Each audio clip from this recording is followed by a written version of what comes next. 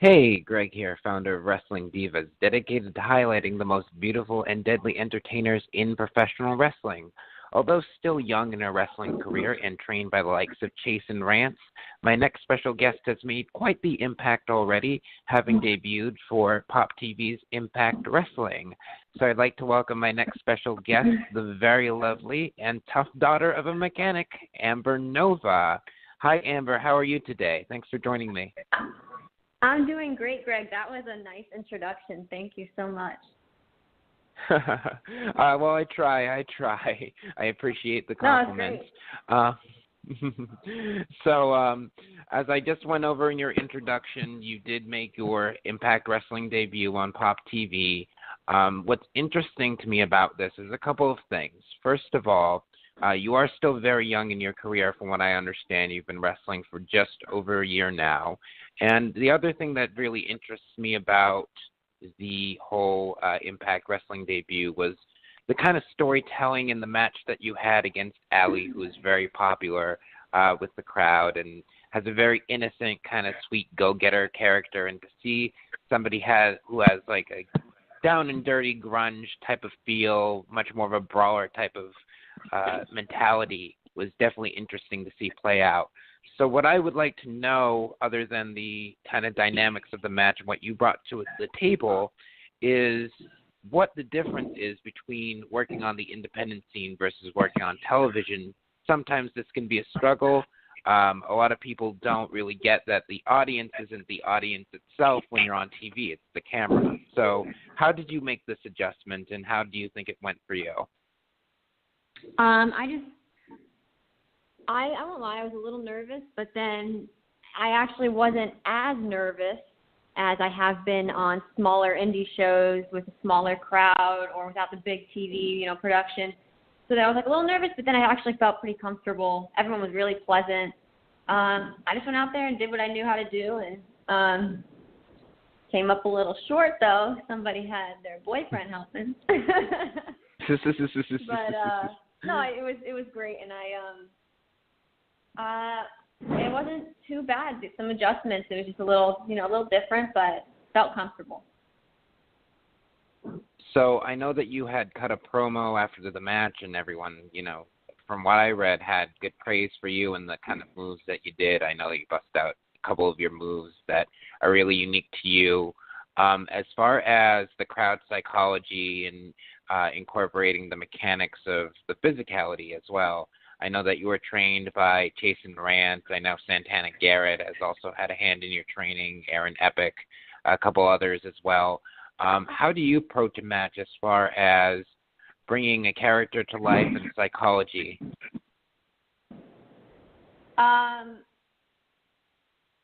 Just having that aggression and that passion, bringing that passion out in you and that drive, having a purpose. I would say that really helps. Thanks for mentioning Aaron Epic, and yes, I have trained with Santana as well. It's been really great here at the Team Vision Dojo.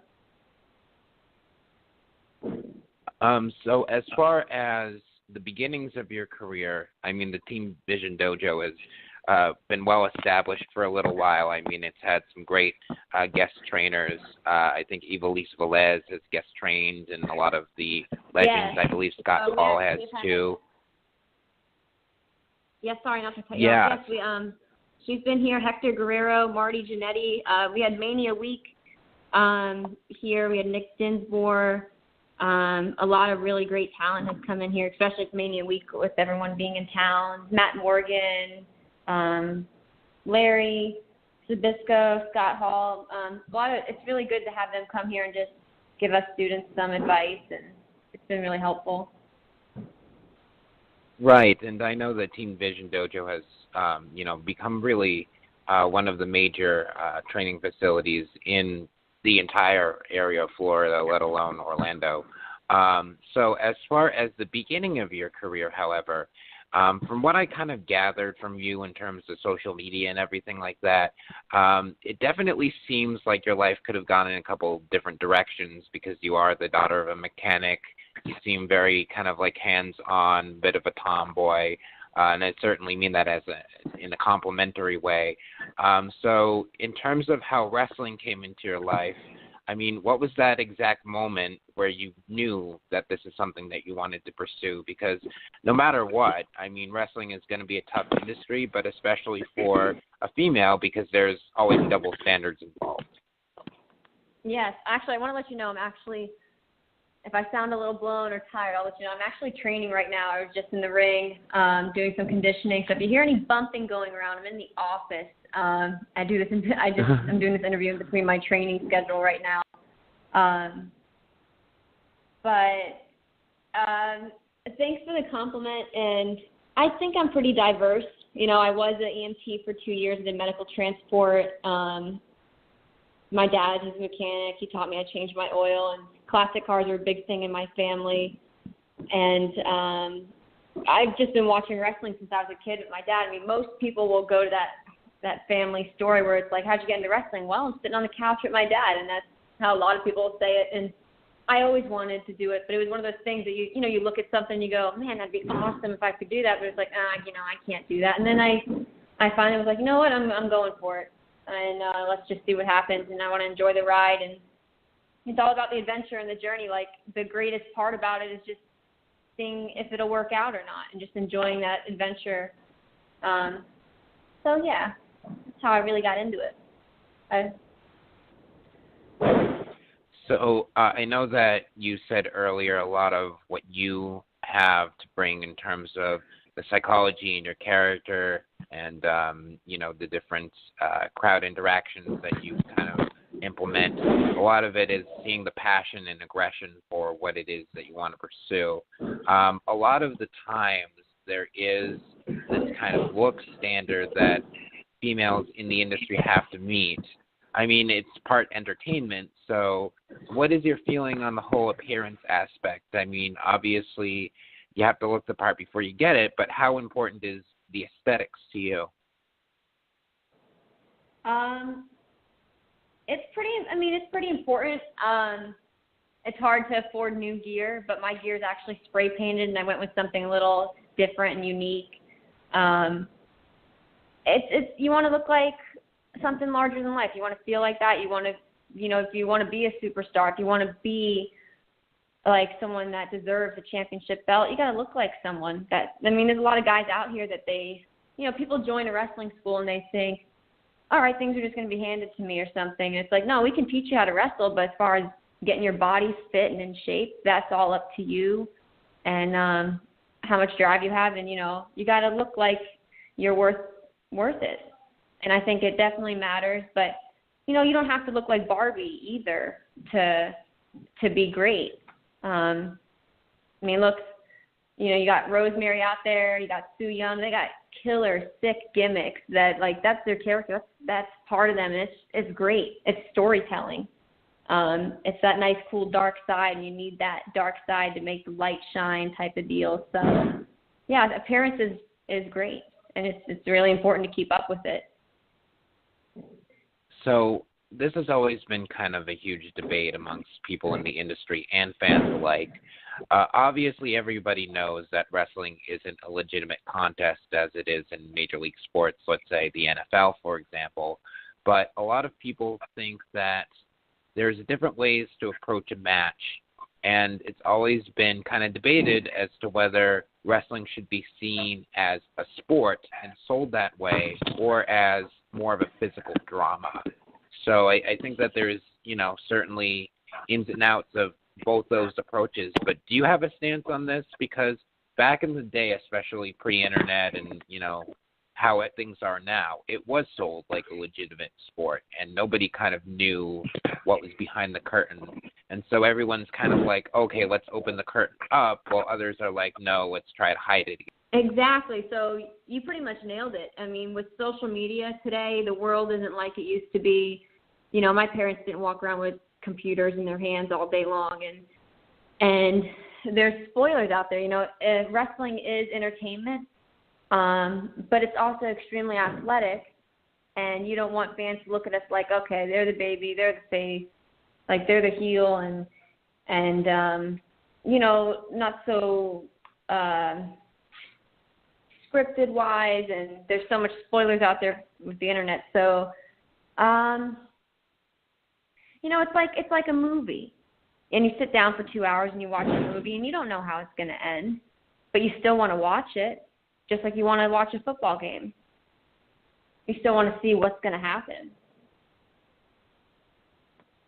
So, in terms of having the surprise of, oh, I don't know who's going to win, or, oh, I don't know if this person is how he really says he is, or I don't know if this person, wow, do these people really hate each other or something like that? I mean, what do you think is needed to, bring about that surprise? A lot of fans think that wrestling has become too scripted nowadays. Would you agree? Can you repeat that? You broke up a little bit. About being scripted? Yeah, so do you think that wrestling has become too scripted these days because of the way that it's structured in the entertainment world? Possibly. With certain things, I would say possibly, yeah. We don't want fans to know what's coming. We don't want fans to know who's going to win or why bother watching it, And then that drops the views. So, yeah, maybe a little bit. So in terms of how you would like to progress in your career, I know that you're busy training. I mean, you're right in the middle of your training schedule as we speak. But no, obviously right. anybody can train for this and probably get the basic gist down. But at the end of the day, what is it that you would like to accomplish in your career? My main goal moving here to Orlando, so I moved here by myself 2 years ago, and I chose Orlando obviously because the PC's here, the Performance Center, and Orlando's kind of like the heart of wrestling, and there's a lot of opportunity here. So that is my main goal, is to get to WWE, get to the PC, and hopefully, just to be happy and healthy and successful and succeed. I want to be that badass chick that people want to see wrestle, and not just a pretty face. So in terms of the women's revolution that's going on in wrestling, there's just been such a dramatic change in a very short period of time, even from 6-7 years ago. I mean, it's like day and night. How do you think that this will not only affect the business as a whole, but how do you look at it as empowerment? Do you look at what the WWE is doing, and do you feel empowered? I mean, what do you kind of... Absolutely. Women are empowering women. We should empower each other. And, Trish and Lita, they were still main eventing, on Raw and stuff, but yet women now are getting a lot more TV time. They're getting first ever ladder matches. They're getting, Hell in a Cell. They're main eventing, but they're getting actual TV time. They're getting not the TV time where you walk around in your bathing suit, but TV time where look at our ability, look at our skills, look at our athleticism, and that is the difference with this women's revolution. How we're really getting ourselves out there now, and we're given more opportunity, more chance. Not that we never were. It's just it's a lot different now, and I'm all for it. Absolutely, we can do it. So in terms of the way people choose to look at you, whenever you put yourself on a public stage, and you don't even necessarily have to be on TV for this, but no matter what you do, someone's going to judge you. And, no matter what you do, somebody's not going to like what you do. It's just human nature, unfortunately. But in terms of how you receive criticism or how you cope with people who don't necessarily gravitate to you, how do you stay grounded when you get that type of criticism? Because some people can struggle with that if it's constant. People are intimidated, and people might get threatened, or, there's always that negativity in the world. But, if everybody liked you, that'd be kind of boring, I guess. But if everybody, doesn't like you, you're going to have that no matter what. The main thing is to stay positive and thankful and happy. And it's great to have that diversity and to be different and to grow. And, you know, if everything was the same, then, you know, maybe everybody would like it, or maybe, you know. But I just focus on me and the good things. Try not to let them get you down.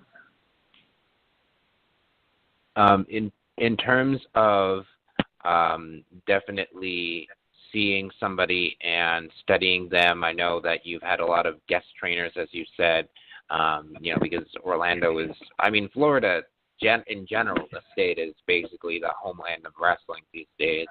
But in terms of what you look for in the trainer, or how you absorb what they say or what you do, so what is your approach to studying people? I mean, what do you choose to focus on? Because there's no one right way to be a wrestler in this industry.